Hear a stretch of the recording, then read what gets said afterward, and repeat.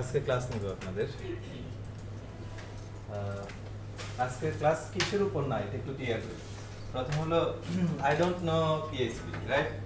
So আমি পিএইচপিতে code লিখতে গেলে যেসব প্রবলেম হবে আপনারা ওটা নিয়ে হাসাহাসি করতে পারবেন না। হ্যাঁ হ্যাঁ আপনি এটা কি লিখতেছেন, রাইট? এটা তো this not Java or Python or ডটনেট। আমি ডটনেটে হয়তো একটু কিছু বেশি কোড লিখি। সো ডটনেট এবং জাভা থেকে পিএইচপির একটা বড় ধরনের পার্থক্য আছে, এটা জানেন কিনা? মানে ডটনেট এবং জাভা কম্পাইল টাইমে আপনাকে অনেক কিছু বলে দেয়, তাই না? ডিজাইন টাইমে পিএইচপি কিন্তু বলে না। PHP is very open, right? যা লেখেন রান টাইমে যদি সেটা ঠিক থাকে রান করে দেবো, তাই না? তাই না? পিএইচপি অনেকটা এরকম, অনেক বেশি ডাইনামিক, রাইট? ডটনেট এবং আমি যদি বলি জাভাকে আগে কম্পাইল করতে হয়, তাই না? দেন বিল্ড করতে হয়, তারপর সেটাকে ডেপ্লয় করতে হয়। পিএইচপি এত ঝামেলা নেই, তাই না?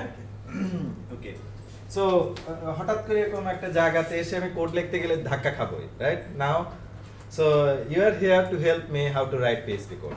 ওকে, তারপর একটু বলে নিচ্ছি এটা ঠিক পিএইচপির ক্লাস না। আজকে ছোট্ট আলোচনার মাধ্যমে আমি আপনাদেরকে হয়তো কিভাবে ক্লাস তৈরি করতে হয়, অবজেক্ট তৈরি করতে হয় ক্লাস থেকে, প্রপার্টি কি, মেম্বার ভেরিয়েবল কি, কনস্ট্রাক্টর কি, খুব ছোট ছোট জিনিসপত্রগুলো আমি আপনাদের সাথে আলোচনা করব। কিছু কোড নিজে লিখবো এবং এট দ্য সেম টাইম আপনাদেরকে কিছু কোড লিখতে দেব।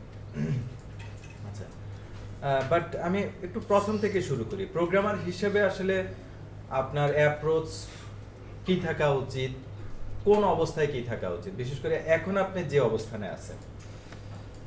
আমি ধরে নিচ্ছি আপনাদের সবাই জবের জন্য ওয়েট করছেন, তাই না? ওকে, সো আপনার বর্তমান অবস্থাটা আমি একটু ভেবে নিচ্ছি, মানে আমাদের দেশের কনটেক্সটে আপনি কিছুটা প্রোগ্রামিং পারেন, একটু কোড টোড লিখতে পারেন। যদি বলি একটা অ্যারের মধ্যে কিছু ডেটা আছে, ডেটাগুলো আপনি একটু ডেটাগুলোর মধ্যে লিনিয়ার সার্চ করে একটা ডাটা খুঁজে নিতে হবে। পাইলে বলবেন পাইছি, না পাইলে বলবেন পাই নাই, সামথিং লাইক দিস। ডাটাবেজে টেবিল বানাতে পারেন, ফিল্ড বানাতে পারেন, কিছুটা রাখতে পারেন। ধরে নিচ্ছি হয়তো কয়েকজন আছেন কানেক্টিভিটি দিতে পারেন, ডাটাবেস থেকে কিছু উঠাতে পারেন। এটা আমি এই কোর্সের রেসপেক্টে বলছি না, বলছি আপনার প্রিভিয়াস যে পড়াশোনা করছেন ওগুলোর ভিত্তিতে। আচ্ছা, ওটা দিয়ে পড়াশোনার কাজ হয়েছে, অ্যাসাইনমেন্টের কাজও শেষ, তাই না? মাইট বি A+ পাইছেন অথবা C- পাইছেন, সেটা ইতিহাস। এবার সামনেরটা বলি। সামনে আপনারা যে জব করতে যাবেন সেখানে এই নলেজ দিয়ে কুলে উঠতে পারবেন না। এটা হলো বেসিক ফান্ডামেন্টাল। কোনো একটা প্রফেশনাল টিমের সাথে কাজ করার আগে অথবা প্রফেশনাল কোড শেখার আগের কিছু বেসিক জিনিস লাগে, ওগুলা বুঝতে পারছেন? একজন প্রফেশনাল যেভাবে কোড লেখে একজন স্টুডেন্ট সেভাবে লেখে না। হোয়াই? বিকজ অফ প্রফেশনাল লাইফে অনেক ধাক্কা খাইছে, অনেক ঝামেলায় পড়ছে, ক্লায়েন্টের অনেক বকাঝকা খাইছে, ম্যানেজারের খাইছে, ও লাইফ ফেল হয়ে গেছে, তাই না? আর আপনারা তো মাঝে মধ্যে একটু প্রেজেন্টেশন দিয়ে প্রজেক্টে A+ পেয়ে গেছেন, মাইট বি স্ক্রিনশট আরেকজনের, তাই না? খুব এক্সেপশনাল কেসে। ওকে, মোস্ট অফ দ্য কেসে ধরে নিচ্ছি যে খুব সিরিয়াসলি কিছু করেন নাই। দুই একজন হয়তো আছেন।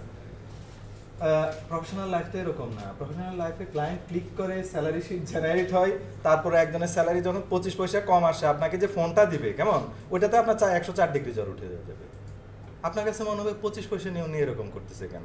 কারণ এই 25 পয়সা মিলে না, বিধে ওনার প্রমোশনটা বন্ধ হয়ে গেছে, অ্যাসিস্ট্যান্ট ম্যানেজার থেকে ম্যানেজার হয়নি 1 বছরের জন্য, right? So what I am telling you, your code is responsible for lots of thing, তাই না? So for loop, while loop, variable, তাই না? পিএইচপির একটা কোড কিভাবে রান করবে ইউ অল নো ইট, তাই না? আমরা অবজেক্ট ওরিয়েন্টেড কেন শিখব? এটা কারণটা হলো প্রফেশনাল কোড লিখতে গেলে আপনাকে কিছু গোছায় নিতে হয়। এই গোছানো শব্দটা সাধারণ মানুষের কাছে একটা গোছানো শব্দ যেরকম হয় সেটা, কিন্তু একজন প্রোগ্রামার হিসেবে আপনার কাছে হলো আপনাকে আর্কিটেকচার বুঝতে হবে, সেপারেশন অফ কনসার্ন করতে হবে, এনক্যাপসুলেট করতে হবে, তাই না? আরো কিছু শব্দ ইউজ করছে। অর্থাৎ আপনি যেহেতু প্রোগ্রামার, আপনার কাছে গোছানো জিনিস মানে কি? একটা বিল্ডিং কে গোছায় বানাতে হবে। আমার কাছে গোছানো মানে সব জিনিসপত্র একটু রুম টুম গুলো ঠিকঠাক থাকবে, তাই না? এর চেয়ে বেশি কিছু না। কিন্তু একজন আর্কিটেক্টের কাছে সেটা কি? ইটস আ বিগ চ্যালেঞ্জ, তাই না? এমন ভাবে গোছাতে হবে যেন সবাই বাসার ভিতরে ঢুকে বলবে ওয়াও, তাই না? এবং যে কোনো রকম চেঞ্জে বিশাল ইফেক্ট পড়বে না, তাই না? ওকে, এই জিনিসগুলো ইম্পর্টেন্ট। একদম প্রফেশনালের সবচেয়ে বড় চ্যালেঞ্জ কোথায়, do you know? Software engineer হিসেবে উনি ধরেন সফটওয়্যার ইঞ্জিনিয়ার হিসেবে 3 বছর কাজ করছেন, এই টাইপের মানুষজনের সাথে আপনারা কথা বলছেন না, তাই না? আপনাদের এখানে যে ট্রেনার আছে উনিও ডেফিনেটলি আপনাদের সাথে এগুলো শেয়ার করছেন। এছাড়া আরো অন্যান্য জায়গায় আপনারা নিশ্চয়ই কথা বলছেন। আপনাদের বড় ভাইরা আছে, ওনাদের সবচেয়ে কি জানেন, মানে পেইনটা কোথায়, ইউ নো? যদি না জানেন তাহলে এগুলো তাড়াতাড়ি জেনে নেন, তাহলে তো ভালো। মানে ওনার যেখানে পেইন, আপনি এখন থেকে প্রিপেয়ার হলে তো আপনাকে ওগুলো পেইন কম দিবে, তাই না? ওকে, সো আপনি নতুন পেইনটা বন্ধ থাকবে না, নতুন নতুন পেইন আবিষ্কার করবেন যেগুলোতে একটু স্যালারি বেশি থাকবে, রাইট? আচ্ছা, যেটা বলছিলাম সেটা হলো মোস্ট অফ দ্য সফটওয়্যার ইঞ্জিনিয়ারের মুখে একটা জিনিস শুনবেন, ক্লায়েন্টের মতো এত খারাপ লোক পৃথিবীতে আর কেউ নেই। মোস্ট অফ দ্য কেস ক্লায়েন্টরে পারলে ধরেন অন্ধকার গলিতে পাইলে একবার শেষ করে দিবে, রাইট? এই টাইপের অবস্থা হয়ে যায়। হোয়াই? ইউ নো, যা বোঝে না তা যায় বসে, এভারেজ ক্লায়েন্ট এমনই। ওকে, আর কিছু? আচ্ছা, আমি কি একটু নিজের পণ্ডিত সাপোজ তাই তো? আমরা একটা কোড করতেছি, ক্লায়েন্ট যদি দেখে বলে এটা তো কোনো ব্যাপারই না, এই আপনি এটা করতে এত সময় নিচ্ছেন কেন, বা এই সেই, এই কারণে আর কি। ওকে, আচ্ছা তাহলে আমি একটু বলি, আপনি ধরেন আজকে আপনার খুব অসুখ, সরি আপনার নিজেকে দিয়ে এক্সাম্পল দিচ্ছি, আপনার খুব অসুখ, আপনার একেবারে অবস্থা খারাপ, আপনি একজন ডাক্তারের কাছে যাচ্ছেন, আপনি কি চাইবেন? মানে আপনি কোনো কিছু চিন্তা না করে কি চাইবেন? ডাক্তার ওই মুহূর্তে আপনাকে ভালো করে দেবে, আপনি চাইবেন কিনা? নরমাল থিং, তাই না? আপনি চাইবেন যে এই মুহূর্তে আমাকে ভালো করে দেন, আমি আর সহ্য করতে পারতেছি না, তাই না? তাহলে ক্লায়েন্ট যে আপনার কাছে বলে যে এখনই গুগলের মতো একটা সফটওয়্যার বানায় দেন, এটা কি ওর কিছু ভুল কিছু না? If you couldn't handle him or her, it's your failurity, তাই নয় কি? আপনি চিন্তা করেন, সো ওকে যদি আপনি হ্যান্ডেল না করতে পারেন, ওকে যদি বুঝাইতে না পারেন, ভাই আপনি চাইছেন, বুঝতে পারছি গুগলের মতো জিনিস আমার বানাইতে মাইকে মূল্য, উনি আসলে গুগল চাচ্ছে না, ফাইলের মধ্যে কিছু ডাটা আছে, উনি সার্চ করে দেখতে চাই ওই শব্দটা আছে কি নাই, ওনার কাছে এটাই তো গুগল, তাই নয় কি? আপনি যদি গুগল শুনে প্রথমে যদি বলেন, ভাই গুগল তো $1 ট্রিলিয়ন কোম্পানি, আপনি কি আমাকে $1 ট্রিলিয়ন দিবেন, তাহলে কিন্তু আপনি বুঝতে পারেন না। স্যার ফুল ক্লাস নেবেন? আজকে রাত 9:30 পর্যন্ত ক্লাস। আচ্ছা, মাঝখানে যখন একটু রেস্ট নেবেন তখন আমার সাথে একটু বসবেন। আচ্ছা ঠিক আছে, okay okay. So you see the point, তাই না? সো ওকে বুঝতে হবে। অধিকাংশ সফটওয়্যার ইঞ্জিনিয়ার আসলে যেই কারণে আজকে ক্লাসের মধ্যে আলোচনাগুলো আছে, because of it is relevant, ক্লায়েন্টকে পছন্দ করে না, because of client continuous change দেয়, আর এই চেঞ্জের ধাক্কা আসে ওনার সোর্স কোডে, ওনার ডেটাবেজে, রাইট? উনি তো আর এটা সামাল দিতে পারে না, এটা কন্ট্রোল করতে পারে না। একটা মাইট বি নতুন ফিচারে রিলিজ যায়, আগের ফিচারগুলো ভেঙে পড়ে, এইটা নিয়ে দুই পক্ষের মধ্যে কন্টিনিউয়াস মেইল চালাচালি, management meeting, life. Okay, then client change কেন দেয়? What do you think? ক্লায়েন্টের মনে হয় যে এইচআর করলে ভালো হবে, আমার কাজ করলে সহজ হবে, এটাকে মনে হচ্ছে না। আপনার বাসাতে যদি ছোট একটা বাচ্চা থাকে, তাই না? ওকে, ধরুন 10 বছর আগে যে বাচ্চা ছিল, রাইট? ওর জন্য যে জিনিসপত্রগুলো, যে পোশাক আশাক 10 বছর আগে যেগুলা কিনতেন, এখন কি ওগুলা কিনে? ইট ইজ ন্যাচারাল, ও বড় হবে, ওর পোশাক থেকে শুরু করে খাওয়া দাওয়া সবকিছু অভ্যাস চেঞ্জ হবে। পাশের যে দোকান থেকে বারবার জিনিসপত্র কিনেন, উনি যদি আপনাকে বলে, ভাই আপনি ছোটবেলায় ললিপপ নিতেন, মানে আজ থেকে 10 বছর আগে, এখন কেন নেন না, রাইট? আপনি কেন এখন ক্যাডবেরি আশা করতেছেন, আমি তো ললিপপ ব্যবসায়ী করতে চাই, will it work? No. Business is an entity where change makes money, তাই না? যে বিজনেস 1 বছর ধরে পজ হয়ে যাবে, মার্কেট থেকে ব্যাংকারসিতে পরে আউট হয়ে যাবে, বিজনেস বন্ধ হয়ে যাবে। কন্টিনিউয়াসলি দেখবেন আপনারা যে অ্যাপস এর কোনো চেঞ্জও নাই, ওরও এখন নিয়ে আসাছে নিচে, আমার এই ফর এক্সাম্পল এটা ফেসবুকে শেয়ার করা যাবে, এটা আমি এক্সাম্পল হিসেবে বলি, উইন্ডোজে উইন্ডোজ 10 এ ছোট্ট একটা চেঞ্জ দেখেন, উইন্ডোজ 10 এর মধ্যে ওরা লগইন করার আগে কিছু জিনিস নিয়ে আসে কোনায়, আপনি কি এটা সম্পর্কে জানতে চান? ছোট ছোট কিছু জিনিস, ছবি একটা দিয়ে, ব্যাকগ্রাউন্ড ছবিটা ডাইনামিক, রাইট? হয়তো আফ্রিকার কোনো জিনিস নিয়ে আসে, আসলে এটা একটা ad push, they changing, everybody is changing. তো আপনার ক্লায়েন্ট যে যখন আপনাকে চেঞ্জের কথা বলে, কে চেঞ্জ নিতে চায়? চেঞ্জ আসলে কেউ নিতে চায় না, মানে ব্যাপারটা হলো প্রয়োজনের তাগিদে চেঞ্জ আসে। ও আপনাকে যে রিপোর্ট চেঞ্জের কথা বলছে অনেক কারণে বলছে। বাংলাদেশ ব্যাংক রিপোর্টের ফরম্যাট চেঞ্জ করে দিচ্ছে। ও এতদিন ধরে ব্যাংকে থেকে যে রিপোর্ট জমা দিত, বাংলাদেশ ব্যাংক নতুন করে সার্কুলার দিচ্ছে, আগে রিপোর্ট ফরম্যাট কাজ করতেছে না, নতুন এই ফরম্যাট দিতে হবে। ও এইটা কোন পর্যন্ত নিয়ে আসে? আপনার কাছে নিয়ে আসে। আপনি কোথায় নেন? আপনার সোর্স কোডে নেন, ডাটাবেজে নেন, ওগুলা তো এবার ভাইব্রেশন শুরু হয়ে গেছে, তাই না? ওই ভাইব্রেশন হ্যান্ডেল করার দায়িত্ব কার? কার? এটা তো আপনার জগৎ, ওইটা তো আর করতে পারবে না, তাই না? So it's your responsibility. If you couldn't handle it, you're responsible for it. It's your failure, not client's failure. Clear সবাই? এখন দায়িত্ব কি বেশি দিয়ে দিচ্ছি নাকি আপনাদের? তাহলে মনে রাখেন, নিতে চান বা না চান, যদি ওই জবে যান, এই দায়িত্বের মধ্যে দিয়ে আপনাকে যেতে হবে। যারা সফটওয়্যার ইঞ্জিনিয়ার হতে চান, ওয়েব ডেভেলপার হতে চান, যেটা হতে চান, লাইফটাই এরকম। কেমন? ওকে, অবজেক্ট ওরিয়েন্টেড কোডের সাথে এটা সম্পর্ক কোথায়? যদি কোড একটা জায়গায় রাখেন, একই ক্যালকুলেশন, কোডগুলো যদি সাজানো থাকে, তাহলে সেই কোডটা ম্যানেজ করা ইজি, তাই না? না হলে নাইটমেয়ার, দুঃস্বপ্ন। আনফরচুনেটলি এই ব্যাপারগুলা ঠিক ইয়ার সময় আসে না। আপনার এই এখন যে আপনারা অবস্থায় আছেন, মানে এগুলাই ফিলিংসটাই অবস্থা আসে না, মানে গুতা খেয়ে খেয়ে আসে।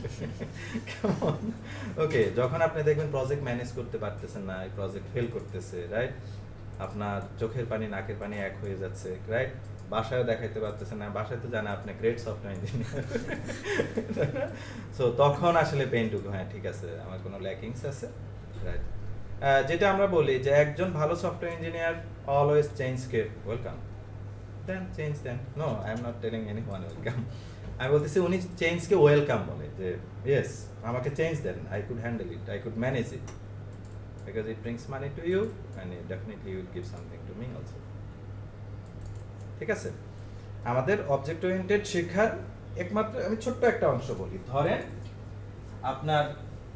আপনি ব্যাংকিং অ্যাপ্লিকেশন বানাচ্ছেন পিএসপি তে, আপনাদের একদম এই পিএসপি তে বসে সেই অ্যাপ্লিকেশনে 3টা পেজে লাইন সংখ্যা, পিএসপি লাইন সংখ্যা ধরেন কোনো একটায় 2000 লাইন, কোনো একটায় 3000 লাইন, কোনো একটায় 5000 লাইন। এরপর যদি আপনাকে চেঞ্জ দিই, আপনি কি করবেন দেখি? আপনাকে বললাম এটার ইন্টারেস্ট ক্যালকুলেশনে চেঞ্জ আছে, what will you do? Could you imagine the situation? Phone tone বন্ধ করে দিয়ে পারলে চেহারা চেঞ্জ করে ফেলবেন, আইডেন্টিটি চেঞ্জ, তাই না? 1000 লাইনের বেশি লাইন যদি একটা মেথডের মধ্যে থাকে, আর সেটা যদি আপনাকে চেঞ্জ করতে দেই, পারবেন না। Why? Do you know why? এটা জানেন কিনা? Because you are a human being, you are not a robot. You have some limitations in your head. আপনাকে যখনই 1000 লাইনের একটা মেথড ফিক্স করতে হবে, প্রবলেম আছে অথবা ইমপ্রুভ করতে হবে, আপনাকে ডিবাগ করে করে আগাতে হবে না? সাপোজ এই মেথড আপনি লেখেন না, আপনি লিখলে তো আপনি সবকিছু জানেন, এই জন্য কোম্পানিও আপনাকে ছাড়তে চায় না, তাই না? আপনিও কোম্পানি ছাড়তে চান না, মানে আপনার ইমপ্রুভমেন্ট বন্ধ, কোম্পানি ইমপ্রুভমেন্টও বন্ধ, তাই না?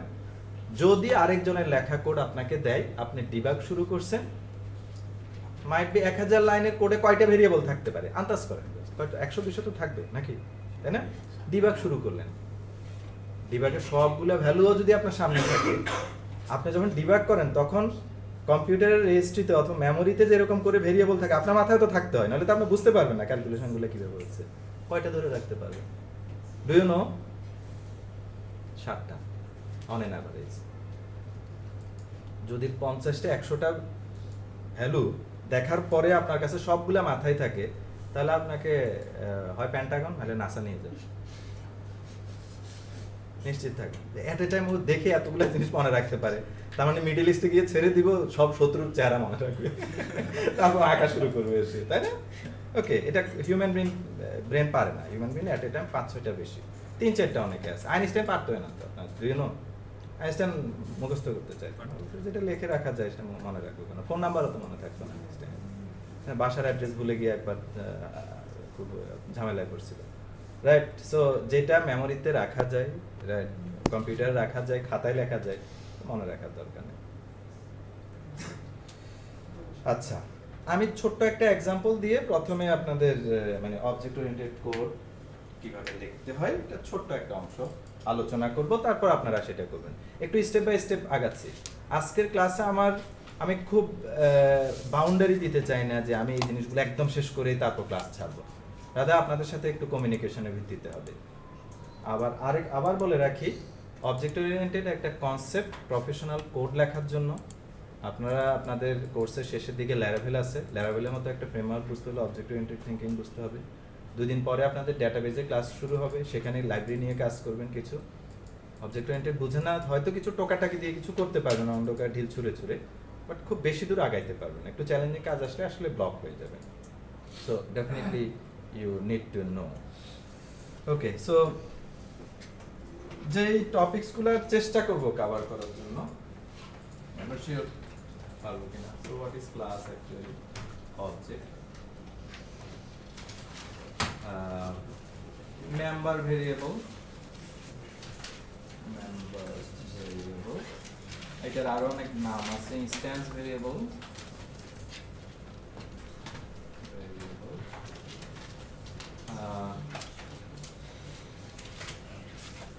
মেম্বার মেথড, আর আমরা এটাকে ফাংশনালিটিও বলি,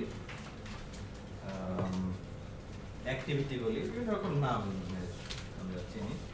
কনস্ট্রাক্টর, রাইট। সেটার গেটার আলোচনা করব, টাইম, এবং অ্যাটলিস্ট ইনহেরিটেন্সে এনে একটু ছেড়ে দেব, ইনহেরিটেন্স একটু লাগবে। অ্যাসোসিয়েশন আলোচনা করব। আমি বিক্ষিপ্তভাবে পয়েন্টগুলো লিখলাম, অ্যাসোসিয়েশনও চেষ্টা করব আলোচনা করার জন্য যতটুকু সম্ভব। আপনাদের এই কনসেপ্ট যে কোনো ল্যাঙ্গুয়েজে প্রফেশনাল কোড লিখতে চান না কেন লাগবে, কেমন? আর আপনারা জানেন কিনা এমভিসি বেস যেসব ফ্রেমওয়ার্ক আছে ওইটা একটা শিখলে বাকিগুলো করা যায়, এটা কি জানেন? যেমন আপনারা যদি এখানে ল্যারাভেল শিখেন তাহলে ASP.NET এমভিসির আপনারা কাজ করতে পারবেন। শুধুমাত্র একটু দেখে নিতে হবে বাট ইয়াগুলো কোন জায়গায়, বিকজ অফ আর্কিটেকচারাল কনসেপ্ট সবগুলোতে একই রকম মরলেস।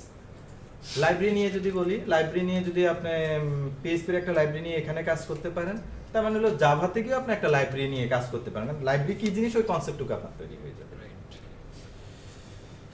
ওকে, আপনাদের মনিটর অফ থাকুক, you could take note. Video হচ্ছে, আপনাদের প্রবলেম হলে তো নিজেদের মধ্যে ডিসকাস করে লিখতেই পারবেন, আমি কোড ওপেন করে রাখবো। আর যদি একান্ত দরকার হয়, কেউ দরকার হলে জাস্ট প্র্যাকটিসের পরে ভিডিওটা নিতে পারেন, বাট ডেফিনেটলি একটু ঝামেলা হয়ে যাবে আমরা ভিডিও দেখতে চাইলে। Yes please. ভিডিওটা মনে হয় পারফেক্টলি হচ্ছে না, কারণ ভিডিওটা যখন আপনি সিলেক্ট করছিলেন তখন এরিয়া সিলেক্ট হয়নি। ওকে, ঠিক আছে, তাহলে যেহেতু আলোচনা করছি ভিডিওটা আমি এখন